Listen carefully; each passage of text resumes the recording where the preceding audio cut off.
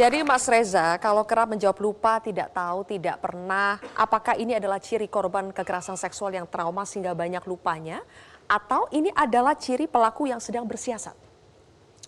Salah satu teori dalam psikologi mengatakan bahwa kelupaan adalah sebuah mekanisme otomatis untuk melindungi keselamatan manusia. Jadi ketika berhadapan dengan pengalaman yang traumatis, situasi yang menyakitkan, situasi yang menakutkan atau sejenisnya, maka tanpa diperintah otak akan bisa melupakan peristiwa-peristiwa traumatis termasuk peristiwa perkosaan. Tapi persoalannya adalah apakah kita bisa memastikan kelupaan yang disampaikan oleh PC itu betul-betul berkaitan dengan perkosaan atau bukan?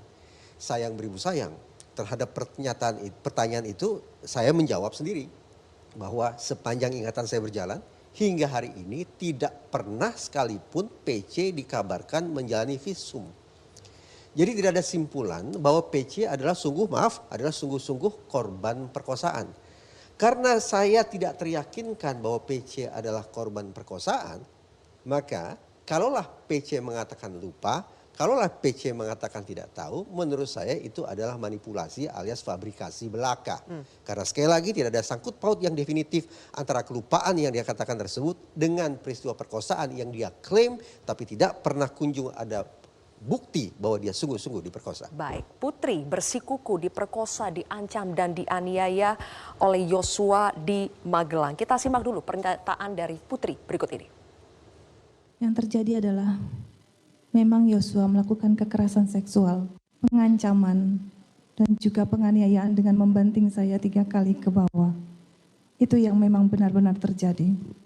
Kalaupun Polri memberikan pemakaman seperti itu, saya juga tidak tahu.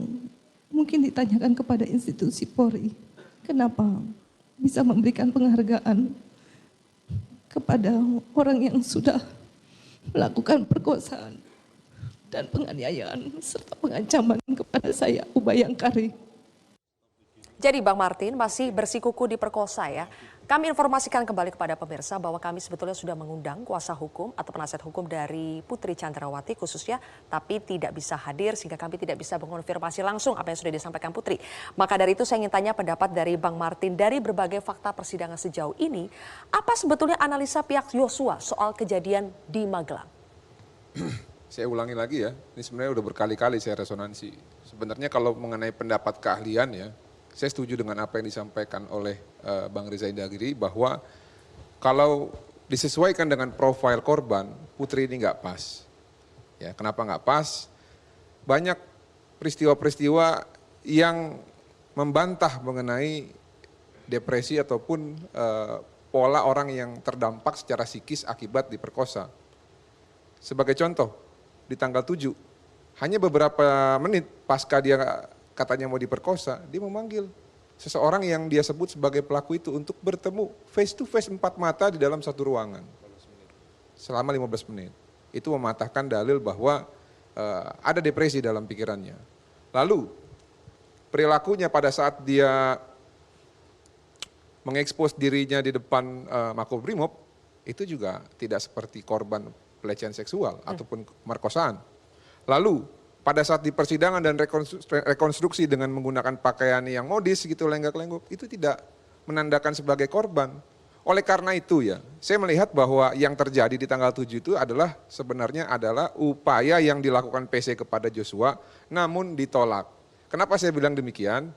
Karena yang pertama, profil yang saya sampaikan tadi. Baik. Yang kedua, tidak ada visum. Dan yang ketiga ini lebih ngeri loh. Saya walaupun advokat, saya juga pemerhati mixed material arts, bela diri. MMA ya, kalau orang dibanting 3 kali pasti ada dampaknya atau minimal ada gejalanya. Kita bisa lihat misalkan jalannya agak pengkor gitu ya. Baik. Atau punggungnya agak bungkuk, ini nggak ada atau lebam-lebam nggak ada. Jadi stop omong kosong itu. Ada dugaan lain dari rekan Anda ini, Bang Kamarudin Simanjuntak yang mengatakan bisa jadi Yosua membocorkan rahasia Sambo ke Putri. Rahasia soal wanita cantik ya, dengan kata lain jadi informan Putri. Tapi kenapa Putri juga menginginkan kematian Yosua kalau Yosua menjadi informan Putri? Nah itu dia, jadi gini, kan kalau kita tarik ya, di awal berarti kalau ada Will atau wanita idaman lain, berarti hubungannya tidak harmonis nih, antara suami dan istri. Ketika pergi ke Magelang dan dalam keadaan kesepian, mungkin karena dilihat Joshua baik sama Ibu PC, sehingga dia berpikir jangan-jangan dia naksir sama saya nih. Dicobalah, ternyata asumsi ataupun persepsinya Joshua itu beda, bukan seperti yang dibayangkan oleh Putri, dan ditolak. Disitulah terjadi penolakan, makanya saya bilang cinta ditolak, tembakan bertindak. Itu yang saya maksud Mbak Zilvia. Mas Agung, adakah dalam tes poligraf ditanyakan kepada Putri, benarkah Putri mengalami kekerasan seksual oleh Yosua? Saat wawancara tidak melakukan. Kenapa? Karena kita nggak mengarah ke sana. Dan kita merasa hal itu nggak perlu ditanyakan saat kita menanyakan narasi atau kronologis pun yang notabene untuk menceritakan kejadian di Magelang pun itu nggak sanggup dilakukan dan itu nggak bisa kita lanjutkan waktu itu. Gitu. Tidak sanggup dilakukan Putri untuk pertanyaan menceritakan kejadian di Magelang? Betul. Oke, jadi memang tidak bisa dielaborasi lebih jauh soal kekerasan seksual itu? Dan di dalam pemeriksaan poligraf itu nggak wajib untuk apakah si terperiksa untuk menceritakan secara utuh atau tidak itu nggak wajib. Karena poin penting di dalam pemeriksaan poligraf bukan di pretestnya tapi di dalam tes poligrafnya sendiri itu sebetulnya. Karena yang menceritakan itu kan adanya di dalam pretest sebetulnya. Baik, Mas Reza, Anda sudah berapa kali menyampaikan, Anda menduga pemerkosaan di Magelang itu adalah cerita rekayasa Putri. Karena ada peristiwa di Magelang, kegap Kuat, dan karena takut Kuat mengadukan peristiwa di Magelang ke Sambo, makanya Putri membuat skenario seolah-olah ada pemerkosaan demi melindungi dirinya sendiri. Pertanyaan saya, apa fakta persidangan yang membuat Anda sampai ke analisa seperti itu? Tadi sebelum sudah disampaikan oleh Bang Martin. Satu, hasil visum tidak ada. Yang kedua, perkataan dan tindak tanduk PC ini tidak sebangun dengan profil korban kejahatan seksual, terlebih lagi korban perkosaan. Misalnya begini, bagaimana ya tahap demi tahap proses pemulihan korban kalau kita anggap dia sebagai korban. Tahap pertama adalah bagaimana dia mengatasi ketakutan yang membanjiri isi kepalanya. Itu tahap pertama. Kalau tahap pertama berhasil dia lalui, maka korban akan masuk ke tahap kedua, yaitu mengais atau mengumpulkan kembali ingatan-ingatan tentang peristiwa traumatis, yaitu perkosaan. Kalau tahap kedua juga bisa dilalui dengan baik, maka baru masuk tahap ketiga, yaitu reconnecting to others, membangun kembali relasi sosial. Tentu saja relasi sosial itu adalah relasi yang akan mendukung dia, memberikan bantuan kepada dia. Tapi pertanyaannya yang sangat janggal adalah bagaimana mungkin sesaat lalu PC mengaku diperkosa, tapi kemudian dia justru bertemu atau minta bertemu dengan orang yang disebut sebagai pelaku kejahatan seksual itu. Dengan kata lain, seolah-olah tidak dalam hitungan minggu, tidak dalam hitungan hari, tidak dalam hitungan jam, hanya dalam hitungan beberapa menit, PC ini mengklaim sebagai korban dan langsung masuk ke tahap ketiga proses pemulihan dari trauma. Baik. Menurut saya tidak masuk akal. Oke, tapi kalau kita lihat dalam persidangan sampai kemarin itu PC banyak menangis ketika bercerita soal pemerkosaan. Terlihat lemas juga ketika menjawab soal pertanyaan-pertanyaan hakim. Apakah Anda melihat trauma di Putri? Mbak Zilvia, kita tidak bisa bantah asumsi bahwa setiap orang yang hadir di persidangan terlebih punya status sebagai pesakitan pasti akan mengembangkan siasat atau strategi untuk lolos dari lubang jarum. Apalagi lubang jarum yang saya maksud ini adalah pasal 340 KUHP, yaitu ancaman maksimal hukuman mati. Tidak ada orang yang mau dihukum mati. Dengan demikian bisa dipastikan setiap pesakitan terlebih berhadapan dengan ancaman hukuman mati pasti akan mengembangkan dua strategi. Dua strategi ini pula yang terus-menerus saya saksikan diperagakan oleh PC dan FS. Strategi pertama yaitu atribusi eksternal. Bagaimana agar pertanggungjawaban itu dilimpahkan ke pihak lain. Dari satu sesi ke sesi persidangan berikutnya semakin mengkristal. Atribusi eksternal itu diarahkan kepada Richard Eliezer. Richard salah tafsir. Richard overdosis dalam memahami sebuah perintah. Richard memiliki inisiatif yang kebablasan dan seterusnya. Strategi yang kedua adalah ironi viktimisasi.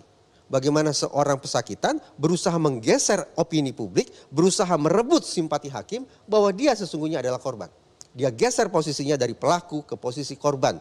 Sehingga dia katakan, yang mulia, andaikan saya ini dianggap bersalah karena melakukan pembunuhan berencana. Tapi pembunuhan berencana ini terjadi karena ada peristiwa pendahuluan. Oke. Ironi viktimisasi dan atribusi eksternal itulah yang sekali lagi berulang kali saya saksikan diperagakan oleh PC dan FS. Ada upaya untuk menggeser semua kesalahan kepada Richard Eliezer. Saya ingin spesifik bertanya, soal kejadian di rumah 46. Richard bilang Sambo itu sama sekali tidak menanyai Yosua mengonfirmasi soal kejadian di Magelang, tapi langsung ditarik, dijongkok, kemudian Richard diperintahkan untuk menembak. Tapi Bang Roni, menurut Ricky, Sambo selama ini tidak pernah panggil orang tiba-tiba digampar. Jadi mana mungkin tiba-tiba ditembak? Jadi begini, kalau peristiwa di Duren 3 itu juga pun dari keterangan dari Ricky Rizal menyampaikan bahwa dia tidak mendengar perkataan dari Verdi Sambo. Hanya Kuat Maruf yang mendengar kamu kok tega. Nah, ketika kita tanyakan tentang lie detector, Kuat Maruf berbohong kan? Hasilnya dia berbohong karena kita tanyakan melihat tidak Verdi Sambo menembak atau tidak, dia bilang tidak, hasilnya adalah berbohong. Jadi sebenarnya begini, peristiwa di Duren 3 ini ada dua saksi ya. Pertama Ricky Rizal yang dari yang Verdi Sambo sampaikan itu dia tidak mendengar. Tetapi dia melihat Verdi Sambo maju. Dan dia tidak melihat Verdi Sambo menembak. Hasil dari lie detector tersebut Ricky Rizal benar. Tetapi dari Kuat Maruf yang dia sampaikan bahwa si Verdi Sambo menanyakan kamu kok tega, terus disampaikan bahwa si Richard Eliezer yang menembak. Hasil dari lie detector Kuat Maruf adalah berbohong. Ketika ditanyakan, melihat tidak Verdi Sambo menembak. Jadi sebenarnya begini, kita sudah bisa melihat ya gambaran saksi yang ada di TKP ya. Nah terkait juga yang alat bukti ya. Nah menarik nih, tadi kemarin dari ini balistik ya, yang sampaikan bahwa identik yang di badannya almarhum Joshua adalah identik dengan Glock milik dari Richard Eliezer. Tetapi yang di kepala, serpihan di kepala dan di pipi itu tidak identik ya, atau tidak teridentifikasi. Tidak diidentifikasi. Nah, kami melihat ini agak aneh. Kenapa? Karena ketika kita melihat bahwa foto dari almarhum Joshua itu sudah ditayangkan di dalam persidangan, itu luka tembaknya itu besar sekali ya, dari belakang ke depan. Kelihatan pas majelis hakim tayangkan itu. Jadi menurut kami tidak mungkin ketika serpihan yang di kepala dan di pipi itu seperti tidak digambarkan bahwa ini pistol dari siapa. Nah kesimpulannya kami adalah bahwa pistol itu memang sengaja disembunyikan oleh Verdi Sambo. Karena tidak bisa diidentifikasi pistolnya Richard Eliezer. Nah yang menarik juga yang terkait dengan 8 selongsong peluru yang dari awal saya sudah sampaikan di kontroversi Mbak.